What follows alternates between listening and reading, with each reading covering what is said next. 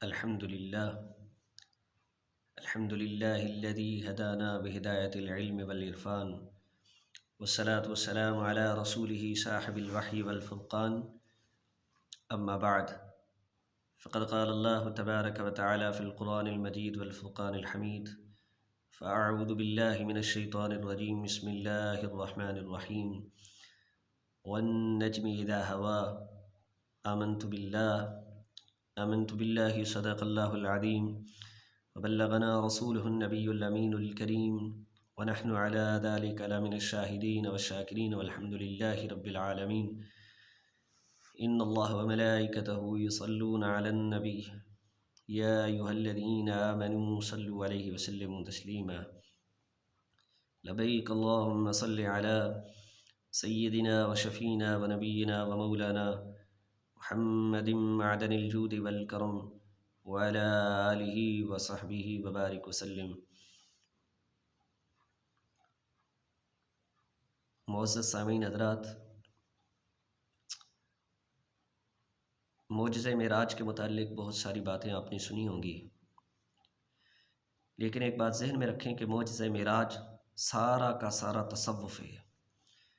معجزہ معراج تصوف کو بیان کر رہا ہے.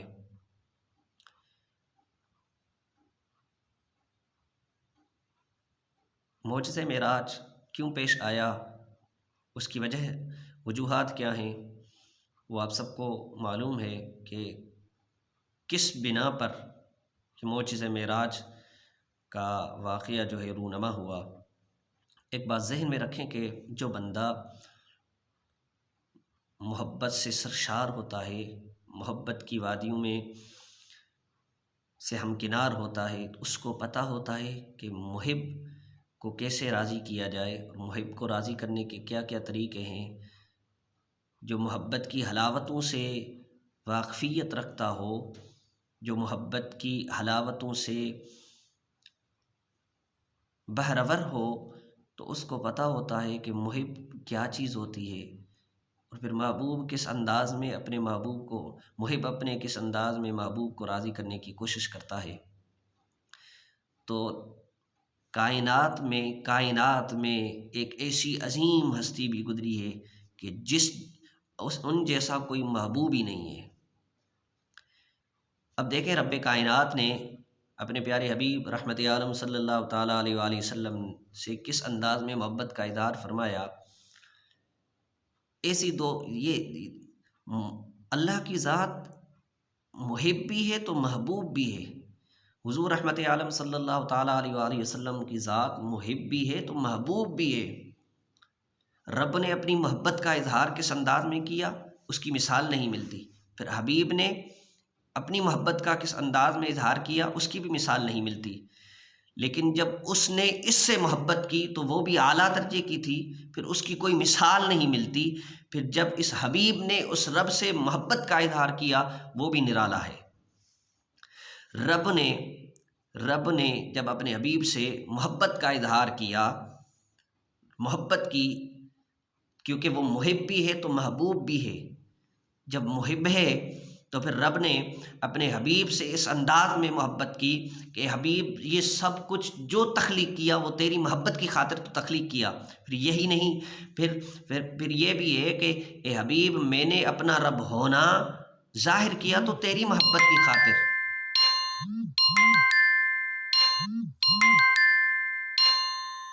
تیری محبت کی خاطر جو کچھ کیا تیری محبت کی خاطر کیا، میں تجھ سے محبت کرتا ہوں. اور یہاں تک نہیں، رب کائنات نے اپنے حبیب سید عالم صلی اللہ تعالیٰ علیہ وسلم کی، پہلے حضرت آدم کچھ بھی نہ تھا، اس سے پہلے حضور کے نور کی تخلیق فرما کر حضور رحمت عالم صلی اللہ تعالیٰ علیہ وآلہ وسلم کو اسی مقام پر رکھا جہاں جو لا مقام ہے. ارے حضور کی شان تو وہ شان ہے کہ حضور کی شان کسی مکان کی محتاج نہیں ہوتی. تو محب نے فرمایا کہ اے حبیب، میں نے تجھ سے محبت کا اظہار ہی یوں کیا کہ جو کچھ تخلیق کیا وہ تیری خاطر تخلیق کیا. پھر جب حبیب سید عالم صلی اللہ تعالیٰ علیہ وآلہ وسلم کی باری آئی کہ حضور رحمت کی تخلیق ہوئی، آقا کریم علیہ الصلاۃ والسلام کی عمر مبارک جب بڑھتی چلی گئی تو حضور رحمت عالم صلی اللہ تعالیٰ علیہ وسلم نے بھی اپنی محبت کا اظہار کیا۔ تو رب نے تو جب کسی سے محبت کی جاتی ہے نا تو پھر محبوب محبت میں آزماتا ہے، محبوب محبت میں آزماتا ہے۔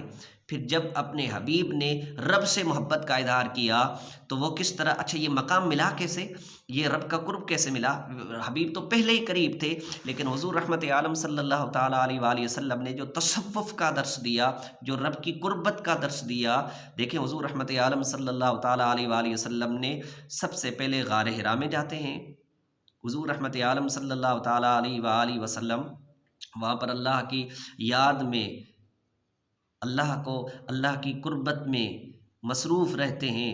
کئی دن لگ گئے حضور رحمت عالم صلی اللہ تعالیٰ علیہ وسلم گھر کو چھوڑ کر، سب کچھ چھوڑ کر غار حرا میں آتے ہیں۔ فقط ایک سبب ہے، کیا سبب ہے؟ سبب ہے قربت الہی، تاکہ نسبت جڑ جائے، ایک تعلق جڑ جائے۔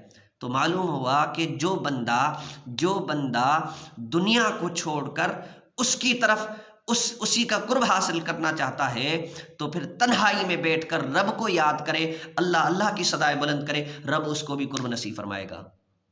پھر جب حبیب نے اللہ کو یاد کیا، یاد کرتے رہے، پھر قرب ملتا گیا، پھر وہ دن آ ہی گیا کہ رب کائنات نے حبیب کی طرف پیغام بھیجا، وحی نازل فرمائی، اے حبیب تو نے میری قربت کی خاطر اور میری محبت کی خاطر حاصل کرنے کے لیے اتنا کچھ کیا ہے، اب میں نے تجھے قریب کر لیا، اب میں نے تجھے اپنی محبت عطا فرما دی ہے، اے حبیب اب میں نے آپ کی طرف وحی نازل فرما دو۔ تو یہ تصوف نہیں تو اور کیا ہے؟ پھر جب حضور نے محبت کا اظہار کیا تو رب نے فرمایا حبیب جب تو نے محبت کا اظہار کر ہی لیا ہے تو جا میری وحدانیت کا پیغام دے۔ حضور رحمت عالم صلی اللہ تعالیٰ علیہ وآلہ وسلم نے وادی مکہ میں محبت کی خاطر اللہ کی وحدانیت کا پیغام دیا کہ اللہ ایک ہے۔ پہاڑوں کی طرف چڑھ کر حضور نے فرمایا اللہ ایک ہے۔ جب لوگوں کو یہ بات بتائی تو حضور رحمت عالم صلی اللہ تعالیٰ علیہ وآلہ وسلم کو لوگوں نے ستایا۔ یہ ستانا کس چیز کے متعلق تھا؟ یہ محبت کی خاطر تھا۔ طائف میں کے مقام پر حضور رحمت عالم صلی اللہ تعالیٰ علیہ وآلہ وسلم کو لوگوں نے اتنی اذیتیں دی، اتنی تکلیفیں دی، یہ کس کی خاطر تھا؟ اسی کی محبت کی خاطر تھا کہ اے میرے رب میں تجھ سے اس انداز میں محبت کرتا ہوں کہ میرے جسم سے خون بہہ جائے، مجھ کو لوگ تکلیف دیں، کچھ بھی کرتے رہیں، لیکن میرا توجہ تیری ہی طرف ہے، میرا مقصود فقط تو ہی ذات ہے۔ اے رب میں نے تیری محبت کی خاطر سب کچھ قربان کرنے کے لیے تیار ہوں۔ جب یہ انداز ہوا، یہ تکلیفیں دی، لوگوں نے ستایا، اور پھر اس کے بعد آپ کے چچا حضرت ابو طالب کا بھی وصال ہوا، اور آپ کی ام المؤمنین سیدہ حضرت اماں خدیجۃ الکبریٰ رضی اللہ تعالیٰ عنہ جو حضور رحمت عالم صلی اللہ تعالیٰ علیہ وآلہ وسلم کی پہلی بیوی ہیں، اس کا بھی وصال ہو گیا۔ تو حضور بہت غمگین ہوئے، حضور پریشان ہوئے، حضور کو تکلیفیں ہوئی، اب میں کس کو دکھڑے سناؤں، میں کس کو باتیں سناؤں؟ پہلے تو حضور کو تکلیف کوئی دیتا تھا تو حضرت سیدہ خدیجۃ الکبریٰ کو سناتے تھے، حضرت ابو طالب کو سناتے تھے۔ اب جب وہ دونوں موجود نہیں، ان دونوں کا انتقال ہو گیا تو حضور بہت پریشان ہوئے، لوگوں کے تکلیفوں سے، غم سے، اور آپ کے چچا کے وصال کا بھی غم ہوا، آپ کی زوجہ حضرت سیدہ خدیجۃ الکبریٰ کا بھی جب وصال ہوا تو آپ کو بہت تکلیف ہوئی، بہت غم ہوا، اس کو عام الحزن کہتے ہیں۔ اس کے بعد جب رب کائنات نے دیکھا میرے محبوب نے میری محبت کی خاطر اتنا کچھ قربان کر ہی لیا ہے، اے حبیب اب تجھے پریشان ہونے کی ضرورت نہیں ہے کہ تو کس کو دکھڑے سنائے گا، تو کس سے کلام کرے گا۔ اے حبیب اب جب اس نے اس انداز میں محبت کی، پھر رب نے بھی جب اپنے محبوب کو دیکھا کہ میرے حبیب نے مجھ سے اس انداز میں محبت کی ہے کہ حبیب پریشان ہو رہے ہیں، تو رب کائنات نے اپنے حبیب رحمت عالم صلی اللہ تعالیٰ علیہ وآلہ وسلم کی اس پریشانی کو، اس دکھ کو، اس تکلیف کو دور کرنے کے لیے فرمایا اے حبیب اب پریشان ہونے کی کوئی بات نہیں ہے، اب میں جو تیرا رب بیٹھا ہوں، اب میں ہوں نا، میں تیرا محب ہوں، جب تو نے میری محبت میں اتنا کچھ کر ہی لیا ہے تو میں بھی تو تیرا محب ہوں نا، اب آ میرے پاس آ، میری طرف آ، میں تجھے اپنے جلوے بھی دکھاتا ہوں اور میں تیرا کلام بھی سنتا ہوں اور تیری تکلیفیں بھی سنتا ہوں۔ اے حبیب جو تجھے کلام کرنا ہے آ جا میرے پاس آ، اب تو مجھ سے کلام کر۔ اور یہ انداز بھی نہیں، یہ انداز کہ دیکھیں کہ دن اگر لوگوں کی طرف اگر رحمت عالم صلی اللہ تعالیٰ علیہ وآلہ وسلم کو اوپر بلانے کی وجہ کیا تھی؟ کیونکہ محب اور محبوب جب آپس میں کلام کرتے ہیں وہ کہتے ہیں کہ بیچ میں کوئی ہمیں ڈسٹرب نہ کرے۔ یہ میں بطور سمجھانے کے لیے بتا رہا ہوں کہ دنیا کا دستور جو ہے وہ بتا رہا ہوں کہ جب محب اور محبوب آپس میں کلام کرتے ہیں وہ کہتے ہیں کہ محب اور محبوب ہی ہو اور کوئی موجود نہ ہو، تنہا ہو اور کوئی بیچ میں بات کرنے والا نہ ہو، کوئی ڈسٹرب کرنے والا نہ ہو، کوئی دیکھنے والا نہ ہو، بس محب محبوب کو دیکھے اور محبوب محب کو دیکھے۔ اللہ اکبر۔ تو رب نے فرمایا اے حبیب اب پریشان ہونے کی ضرورت ہی نہیں ہے، جب میں تیرا محب بیٹھا ہوں، میں تجھ سے محبت کرنے والا بیٹھا ہوں، تو اے حبیب آ میرے پاس آ، اب تو مجھے کلام سنا، میں تجھے کلام سناتا ہوں، تو مجھے جلوے دکھا، میں تجھے جلوے دکھاتا ہوں۔ یہی تو ہے نا انہ هو السمیع البصیر۔ تو رب نے یوں اظہار کیا دوبارہ اپنی محبت کا۔ آپ کہیں گے کہ رب محب اور محبوب کیسے؟ کیوں نہیں؟ اللہ تعالیٰ قرآن پاک میں بھی تو فرماتا ان اللہ یحب التوابین۔ تو اللہ محبت فرماتا ہے، اللہ محبت فرماتا ہے، اور اللہ محب بھی ہے تو محبوب بھی ہے۔ حضور رحمت عالم صلی اللہ تعالیٰ علیہ وسلم کی ذات محب بھی ہے تو محبوب بھی ہے۔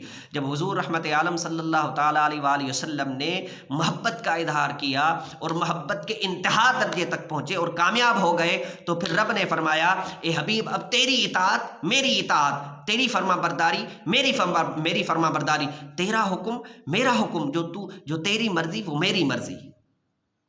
یہ محبت ہے، یہ محبت کا مقام ہے۔ پھر رب نے جب اوپر بلایا اب حبیب سے کلام ہو رہا، فرمایا انہ هو السمیع البصیر، انہ هو السمیع البصیر۔ اے حبیب جب وہاں پہنچے نا تو فرمایا کہ اے حبیب جو کچھ تھا وہ سب تیرے لیے تھا، تیری محبت کی خاطر تھا۔ حبیب نے عرض کی اے باری تعالیٰ اگر یہ سب کچھ میری خاطر تھا جو تو نے بنایا تھا، اب میں تیری محبت کی خاطر سب کچھ چھوڑ کر تیری بارگاہ میں حاضر ہوا ہوں۔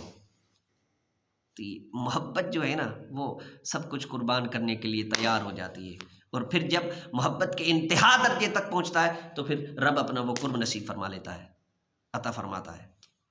فرمایا انہ هو السمیع البصیر۔ اے حبیب اب دنیا والوں کے دکھڑوں کو چھوڑ، اب مجھے بتا، اب وہاں کیا ہوا وہ رب بہتر جانتا ہے۔ انہ هو السمیع البصیر، کس نے کیا سنا اور اس نے کیا سنایا یہ محب اور محبوب جانے۔ فرمایا انہ هو السمیع البصیر، جب رب کلام کر رہا تھا تو مصطفیٰ سن رہے تھے، اور جب رب جلوہ دکھا رہا تھا تو مصطفیٰ دیکھ رہے تھے، اور جب حبیب اپنا جلوہ دکھا رہے تھے تو اللہ کی ذات دیکھ رہی تھی، اور جب حبیب کلام کر رہے تو رب سن رہا تھا۔ یہ بھی انداز ہوتا ہے محبت کا۔ اللہ کریم سے دعا ہے کہ اللہ تعالیٰ اپنے حبیب اور اپنی محبت کی ہمارے سینوں میں شمع روشن کرے۔